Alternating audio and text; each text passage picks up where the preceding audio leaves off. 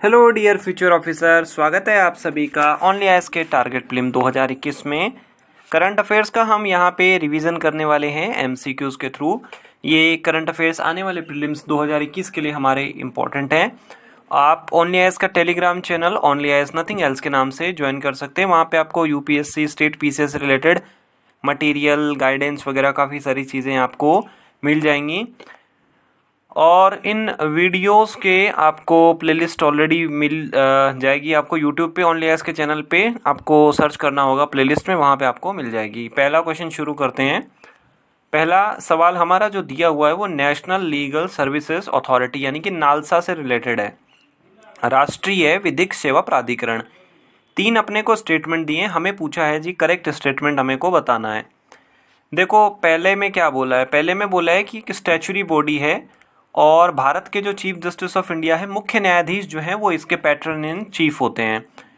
दूसरे में हमें बोला है कि अगर मान लीजिए कोई सर्विंग या रिटायर जज को नॉमिनेट करना हो तो प्रेसिडेंट उसे नॉमिनेट करता है और प्राइम मिनिस्टर के साथ कंसल्टेशन करता है।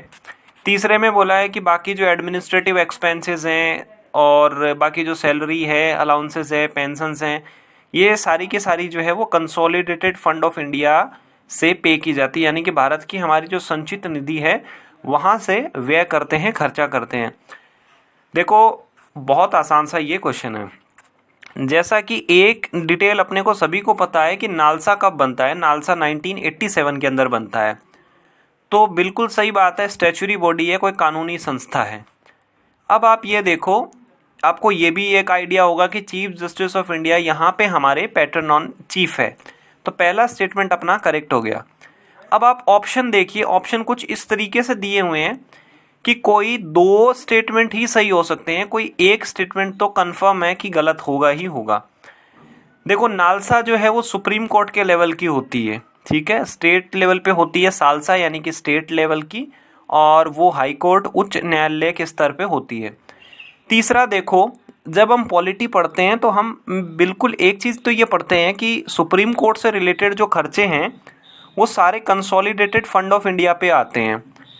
तो अगर हम इतना सा भी इसमें गेस भी करें, इसमें अंदाज भी लगाएं, तो हमारा तीसरा स्टेटमेंट हम इसको सेफली जो है वो कर सकते हैं कि भाई ये सही है। अब अगर हम 1 और 3 करेक्ट मानते हैं तो अपना ऑप्शन नंबर सी सही हो जाएगा, 1 और 3।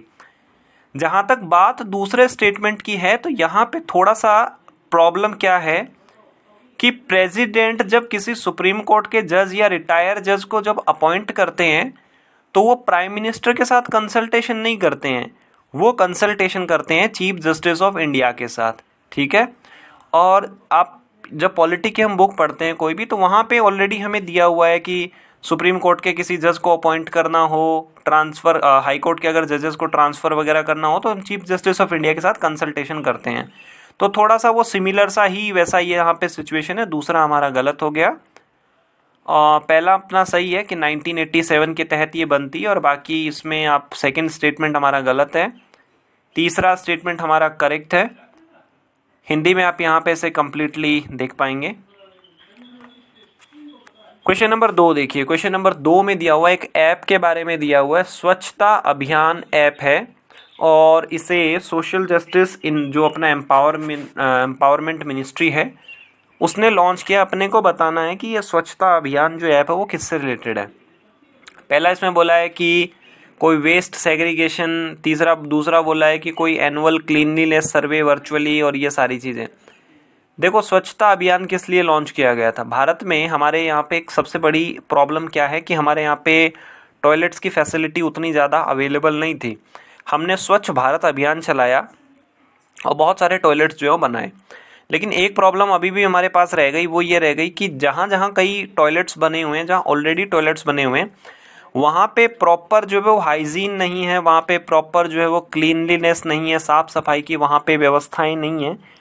और जो हमारे वहाँ पे एक प्रैक्टिस होती है मैनुअल स्कैवेंजर, जिसे हम हिंदी में बोलते हैं हाथ से या सिर पर मैला उठाने की प्रथा, ठीक है।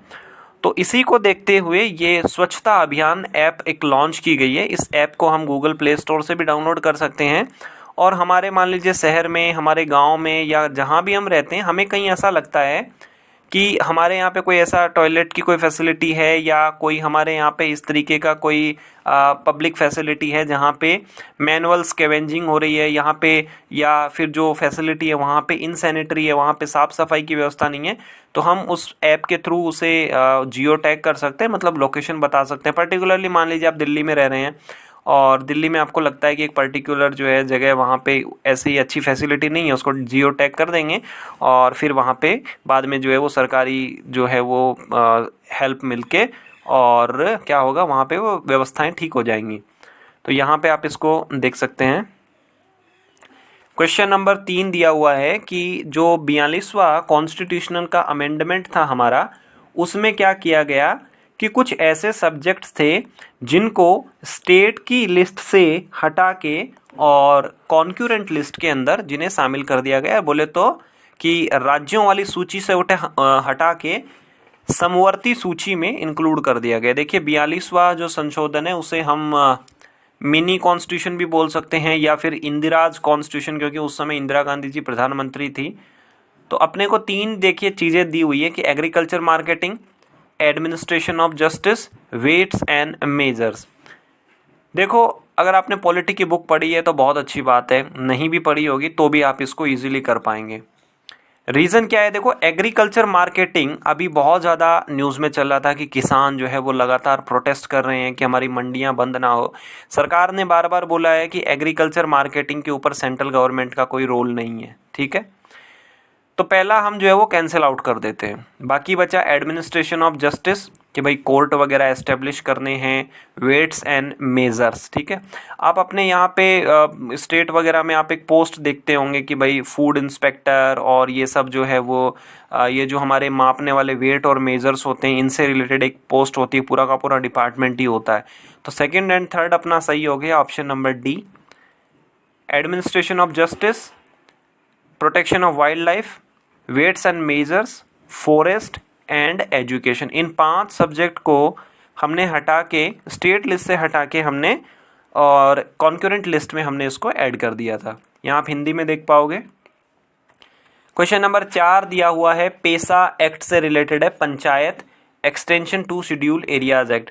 देखिए देश के अंदर हमारे पंचायत एक्ट बना, लेकिन हमने एक प्रॉब्लम देखी, वो ये थी कि उस पंचायत वाले एक्ट को हम रेप्लिकेट नहीं कर सकते हैं या फिर हम क्या बोलें कि उसको लागू नहीं कर सकते हैं जहाँ पे शेड्यूल्ड एरियाज हैं, ठीक है, जो अनुसूचित क्षेत्र हैं। तो उससे रिलेटेड अपने को पेसा से रिलेटेड हमें 2 स्टेटमेंट दिए हैं। पहले स्टेटमेंट में बोला है कि ये जो पेसा एक्ट है ये 5वें और 6ठे जो शेड्यूल एरियाज है, जो 5वें और 6ठी अनुसूची वाले एरिया हैं वहाँ पे एप्लीकेबल होगा। दूसरे में बोला है कि चेयरपर्सन की जितनी भी पोस्ट होंगी वो सारी की सारी ट्राइबल कम्युनिटी के लिए रिजर्व होंगी, चाहे गांव के लेवल पे हो, मिडिल लेवल पे हो या जिला पंचायत के लेवल पे हो। देखो पहला गलत है, 5वें और 6ठे में नहीं है, सिर्फ 6 शेड्यूल एरियाज में इसको जो है वो किया गया है, ठीक है। और अगर हम दूसरे की बोलें तो देखो दूसरे में क्या हो गया कि जितने भी चेयरपर्सन्स की पोस्ट हैं वो सारी की सारी क्या होंगी, कहाँ पे किसके लिए रिजर्व होंगी, वो सारी की सारी रिजर्व होंगी ऐसे लोगों के लिए जो ट्राइबल कम्युनिटी से बिलोंग करते हैं। तो हमारा कौन सा सही हो गया, हमारा इसमें यहाँ पे दूसरा सही हो गया। देखो पहला अपना इनकरेक्ट हो गया कि ये जो है वो सिर्फ 5वें शेड्यूल वाले एरियाज़ के अंदर है। और अभी हमारे बात करें तो 5वें शेड्यूल में कौन कौन से आते हैं, आंध्र प्रदेश, छत्तीसगढ़, गुजरात, हिमाचल, झारखंड, ये सब। और दूसरे स्टेटमेंट में बिल्कुल अपना सही है कि जितनी भी चेयरपर्सन की पोस्ट हैं वो सारी की सारी जो हैं वो इसके लिए रिजर्व रखी गई है, ट्राइबल लोगों के लिए। हिंदी में आप इसे देख पाएंगे यहाँ पे। क्वेश्चन नंबर 5 में दिया हुआ है कि कौन कौन सी ऐसी हमारे पास वेटलैंड या जो बॉडीज़ हैं जो कि इंटरनेशनल जो इम्पोर्टेंस वाली लिस्ट है रामसार कन्वेंशन वाली, उसके अंदर इनको ऐड किया गया। देखिए हमें हमें 3 स्टेटमेंट दिए हैं, सोकार, कबालताल एंड आसान कंजर्वेशन रिजर्व, ये अपने को 3 दिया हुआ है।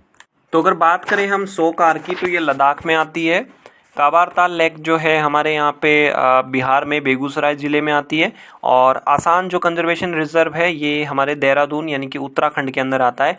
तो ये तीनों की तीनों साइट जो हैं वो रामसार का जो वेटलैंड ऑफ इंटरनेशनल इम्पोर्टेंस है उसके अंदर इंक्लूड की गई है। तो ऑप्शन नंबर डी हमारा सही हो गया। 1, 2 एंड 3 ये तीनों के तीनों हमारे सही हैं। आप इंग्लिश में से यहाँ पे देख पाएंगे, और हिंदी में आप इसे यहाँ पे देख सकते हैं। इन क्वेश्चंस की PDF आपको मिल जाएगी, आपको डिस्क्रिप्शन में जाके ऐसे डाउनलोड करना होगा और आप टेलीग्राम पे PDF 48 के नाम से भी सर्च कर सकते हैं, वहाँ पे भी आपको मिल जाएगा। तो ये आज का अपना जो है वो आंसर कीज़ है।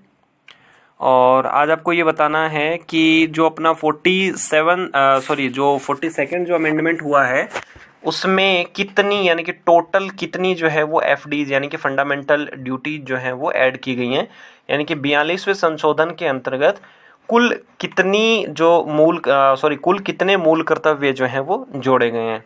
आज आपकी परफॉर्मेंस कैसी रही आप ज़रूर बताइएगा। इन वीडियोस को आप अपने साथी बंधुओं के साथ शेयर कर सकते हैं ताकि ज़्यादा से ज़्यादा लोग इसका बेनिफिट ले सकें। ओनली ऐसे जुड़े रहने के लिए आप सभी लोगों का बहुत बहुत धन्यवाद। आपका दिन मंगलमय हो। Hello dear future